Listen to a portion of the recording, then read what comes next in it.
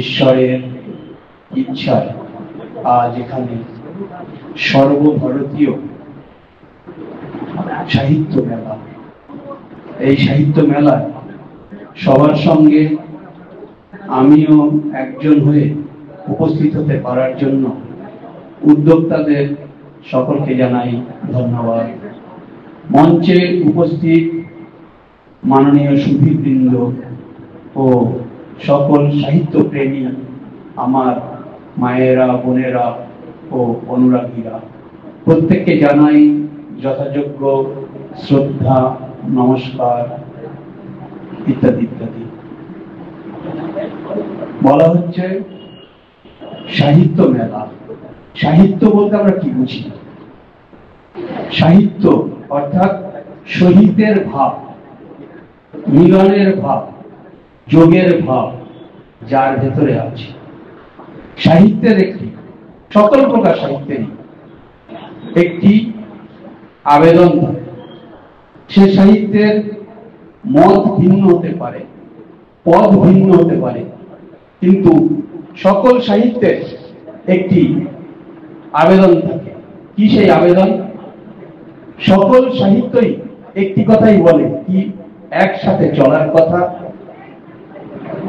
একতার ঐক্যতানের কথা বলে, মিলনের কথা, ভাবের কথা। কোন সাহিত্যই বলে না বিভেদের কথা। আমরা যারা সাহিত্য প্রেমী, আমরা প্রথমে যদি আমার নিজের যে অন্তরাত্মা, সেই অন্তরাত্মাকে ঠিকভাবে ভালোবাসতে পারি এবং নিজেকে জানতে পারি, তাহলেই আমরা এই বিশ্ব সৃষ্টির কারণের কারণ যিনি, এই সৃষ্টির যিনি রহস্য, সর্বকারণের কারণ, তাকেও ভালোবাসতে পারবো, তার সৃষ্টিকে ভালোবাসতে পারবো এবং সকল কাজে, সকল কিছু মাধ্যমে তার দিকে এগোতে পারবো। আমরা বলি যত মত তত পথ। যদিও মত বহু, পথ বহু, কিন্তু আমাদের সকলের গন্তব্যস্থান এক। আমরা বিভিন্ন দেশের বিভিন্ন সাহিত্যিকরা বিভিন্ন ভাষায়, বিভিন্ন ভৌগোলিক পরিবেশে, বিভিন্ন সমাজের মধ্যে বড় হওয়ার জন্য, বিভিন্ন কৃষ্টি সংস্কৃতির মধ্যে বড় হওয়ার জন্য আমাদের মত বিভিন্ন হতে পারে, পথ বিভিন্ন হতে পারে, কিন্তু আমাদের গন্তব্য কিন্তু এক। আমরা সবাই কিন্তু সেই একতার কথা বলি, সেই ঐক্যতানই আমাদের প্রত্যেকের মূল সুর। আমাদের প্রত্যেককে সেই একতার সুর গাইতে হবে, সেই মিলনের জয়গান গাইতে হবে।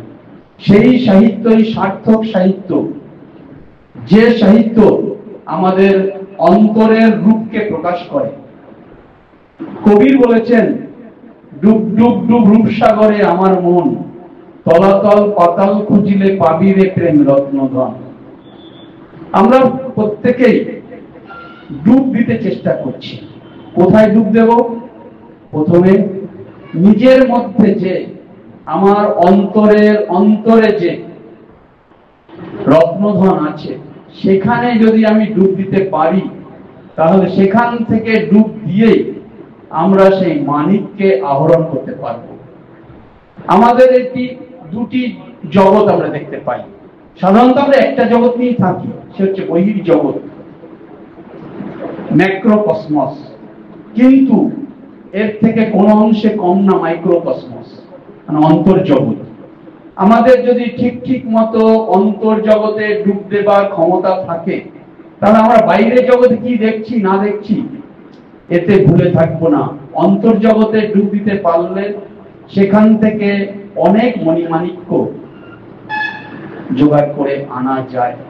কবি তাই তো বলেছেন, ডুব ডুব ডুব রূপসাগরে আমার মন, তলাতল পাতাল খুঁজিলে পাবি রে প্রেম রত্নধন। আমাদের প্রত্যেকেরই কাজ সেই প্রেম রত্নধনকে খুঁজে রাখা। আমরা সমাজে যে যেখানেই আছি না কেন, যে যেখানেই আছি, যে জীবিকার সাথে যুক্ত আছি, প্রত্যেকেই কিন্তু আমরা জেনে বা না জেনে সেই পরম ধনকে খুঁজছি। কেউ জেনে বা না জেনে সেই পরম ধনকে খুঁজছি। সেই পাগল, আমার ভেতরে সেই পাগলটা সেই অরূপ রতন খুঁজে বেড়াচ্ছে। এই অরূপ রতন আমাদের সবাইকে খুঁজতে হবে। এই অরূপ রতন খোঁজাই হচ্ছে সাহিত্যিকের প্রধান কাজ। সাহিত্যিকের প্রধান কাজ এই অরূপ রতন খোঁজা। এই অরূপ রতন খুঁজতে গিয়ে সে যদি তার অন্তর্চক্ষুকে খুঁজতে পারে, তাহলে সে তার সাহিত্যের মধ্য দিয়ে সমাজের জ্ঞান চক্ষুকে খুলতে পারবে। প্রথম শ্রেণীর সাহিত্যের যারা সৃষ্টি করে তাদের সর্বদা যাত্রা হবে সেই আমাদের এই যে বাইরের চোখ খুলে যে দেখছি বহুত্ব, সে বহুত্ব থেকে একত্রের দিকে, বিভেদ থেকে মিলনের দিকে, ক্ষুদ্র আমির থেকে বৃহত্তর আমির দিকে যদি আমরা সেদিকে যেতেই পারি, আমরা যদি সেই অমৃতের পথে যেতে পারি, আমরা যদি সেই মুক্তির দিকে এগোতে পারি, আমরা যদি অসৎ থেকে সতের দিকে এগোতে পারি, অপ্রকাশ থেকে প্রকাশের দিকে এগোতে পারি, অপূর্ণতা থেকে পূর্ণতার দিকে এগোতে পারি, তাহলেই হচ্ছে সার্থকতা। আমরা সমাজের যে ভিন্নতার দৃষ্টিতে যখন দেখি, তখন দেখি কেউ ধনী, কেউ নির্ধন, কেউ গরিব, কেউ বড়লোক, কেউ এই জাত তো কেউ ওই জাত। আমাদের মধ্যে থাকে অনেক জাতের বিভেদ, বর্ণের বিভেদ, দলমতের বিভেদ, অনেক কিছু বিভেদ আছে। কিন্তু আমাদের এই সমস্ত বিভেদের ওপরে উঠতে হবে, আমাদেরকে সেই একতার সুর বাজাতে হবে।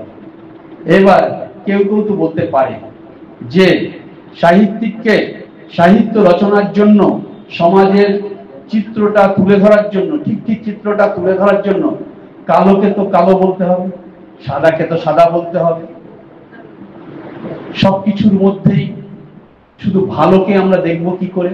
হ্যাঁ, অনেক সময় চিত্রনাট্য তৈরি করার জন্য সাহিত্যিককে অনেক সময় কালোকে কালো বলতে হয়, কিন্তু কালোকে কালো বলেও তার ভেতরে একটা আরতি থাকবে, তার সাহিত্য কর্মের ভেতরে একটা আবেদন থাকবে যে আমি এই কালোকে সাদায় উত্তরণ ঘটাবো। শ্রীমা সারদা দেবী বলছেন যে খারাপকে খারাপ বলতে তো সবাই পারে, খারাপকে খারাপ করতে তো সবাই পারে, কিন্তু খারাপকে ভালো করতে কজন পারে? ভালোকে ভালো করতে তো সবাই পারে, ভালোকে ভালো করতে আমরা সবাই পারি, কিন্তু খারাপকে ভালো করতে কজন পারে? শ্রীমা সারদা দেবী বলছেন ভাঙতে সবাই পারে, গড়তে কজন পারে? সাহিত্যিকের কাজ হচ্ছে গঠনমূলক কাজ, ভাঙনমূলক কাজ নয়। প্রতিটি মানুষের মধ্যে, প্রতিটি মানুষের মধ্যে আমরা তাকে বাইরে থেকে যতই খারাপ দেখি না কেন, তার ভেতরেও সেই অরূপ রতন আছে। আমার যদি সেই দেখার চোখ থাকে, আমার যদি দেখার চোখ থাকে, তাহলেই আমি তার ভেতরের যে দেবত্ব আছে, ঈশ্বরত্ব আছে, তার ভেতরে যে অরূপ রতন আছে, পরম মানিক আছে, তার খোঁজ আমরা পাবো। আমরা আসলে দেখি কি, বাইরের মানুষটা কি দেখি। আমরা যদি এই কাজটা আমাদের যার যার নিজের ঘর থেকেই শুরু করি, আমরা প্রত্যেকেই নিজের জীবনটাকেই একটা সাহিত্যে রূপান্তরিত করতে পারি। আমাদের জীবনটাই হবে তখন সবচাইতে বড় পুস্তক। আমাদের জীবন দেখে তখন অপরে এইভাবে অনুপ্রাণিত হবে, আমরা আমাদের জীবনই তখন প্রেরণা দেবে।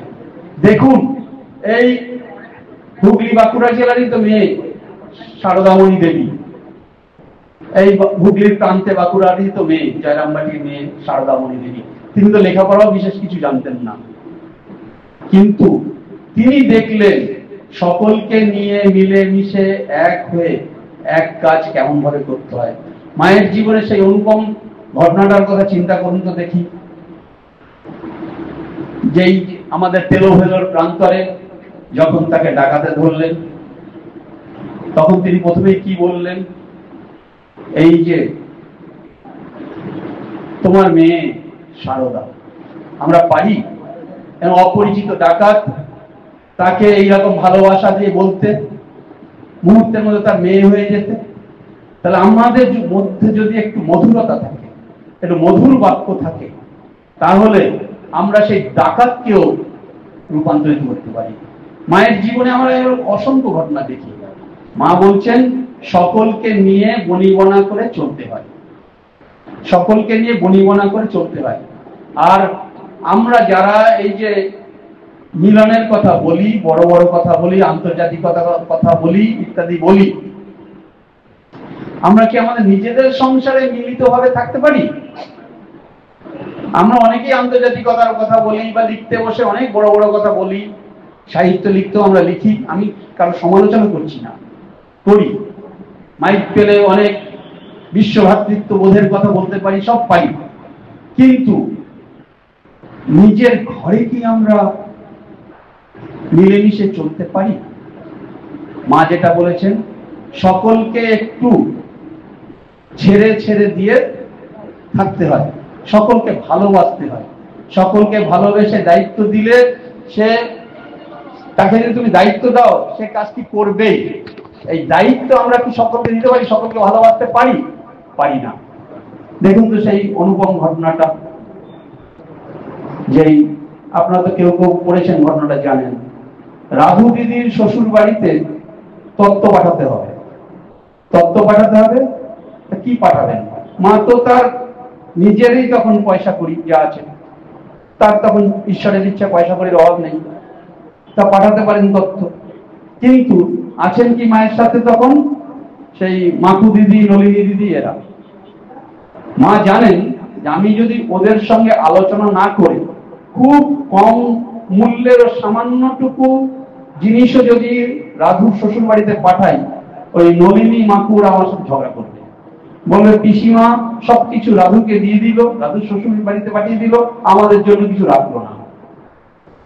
মা কিন্তু দেখুন কত বড় সংসার বুদ্ধিটা তিনি জানেন। তাই দুর্গাপূজায় এসে গেছে, পাঠাতে হবে রাধুর শ্বশুর বাড়িতে। নলিনী দিদিকে, মাকু দিদিকে ডেকে বলছেন, হ্যাঁ রে নলিনী, হ্যাঁ রে মাকু, রাধুর শ্বশুর বাড়িতে তো কিছু পাঠাতে হবে, কি পাঠাই বলতো, দে না, যা হোক সামান্য একটু কিছু পাঠিয়ে দে, 2-4 পয়সার জিনিস।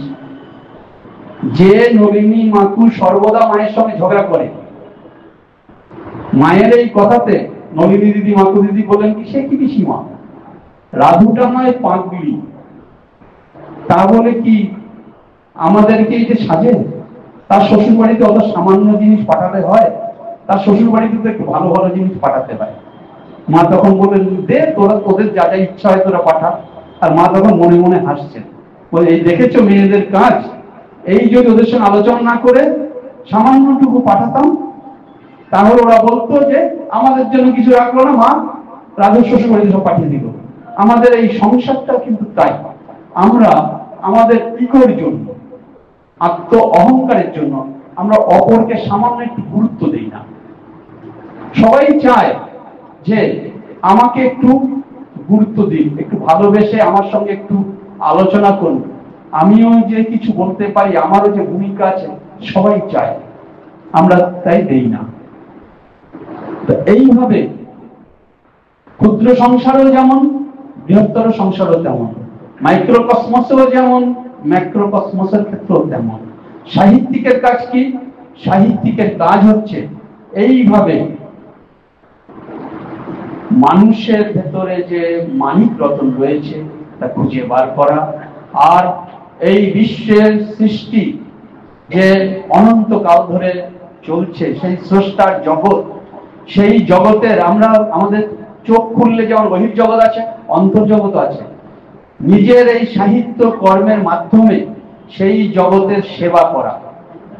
গীতায় শ্রী ভগবান বলছেন, তমোভ্যর্চ সিদ্ধতি মানব, মানে কর্ম না সিদ্ধতি মানব, মানে তোমার যে কর্ম, তোমার কর্মের দ্বারা তুমি সেই বিশ্ব পিতার কাজ করছো, করে এই জীবনেই সিদ্ধি লাভ করো। মানে আমরা যে যে কর্মটাই করছি না কেন, সবকিছু কিন্তু তার অর্চনা। ভগবান বলছেন তুমি যখন যে কর্মই করছো না কেন, সবই তার অর্চনা। অতএব সাহিত্য কর্মটাও তারই অর্চনা। তা সাহিত্যিকটা একটা বড় কর্ম পেয়েছে, ঈশ্বরের অর্চনা করা। কিভাবে করবে? সে তার নিঃস্বার্থতা, তার প্রেম, তার ভালোবাসা, এই দিয়ে সে তার কর্মের মাধ্যমে, তার কলম, তার কাগজ, এখানে হচ্ছে তার পূজার সামগ্রী, এই দিয়ে সেই সর্বদা সেই ঈশ্বরের সেবা পূজা করে যাবে। এই বৃহত্তর জগতের পূজা করবে, বিরাট ঈশ্বরের পূজা করবে, আবার তার অন্তরের যিনি ঈশ্বর আছেন, ঈশ্বর আত্মা আছেন, আসলে তিনি একই, তার পূজা করবেন। তাকে আমরা যেভাবেই ডাকি না কেন, যেভাবেই করি না কেন, এবার আমরা যে পথ দিয়ে যাই না কেন, সমস্ত সাহিত্যিক কিন্তু অন্তিমে গিয়ে সেই একেই মিলিত হবে। এই একত্বের খোঁজই, বহুত্বের থেকে একত্বের দিকে যাওয়াই হচ্ছে আমাদের প্রত্যেকটি সাহিত্য কর্মের কাজ। আজ এই সুন্দর দিনে সেই ভগবানের কাছে প্রার্থনা করি যে আমরা যেন আমাদের এই কর্মের মাধ্যমে তোমার পূজার ভার যেন বহন করতে পারি, আর অন্তিমে যেন সেই একের কাছে পৌঁছতে পারি। সবাই ভালো থাকুন, আনন্দে থাকুন। ওম শান্তি শান্তি শান্তি। হরি ওম তৎসৎ। শ্রীরামকৃষ্ণার্পণমস্তু।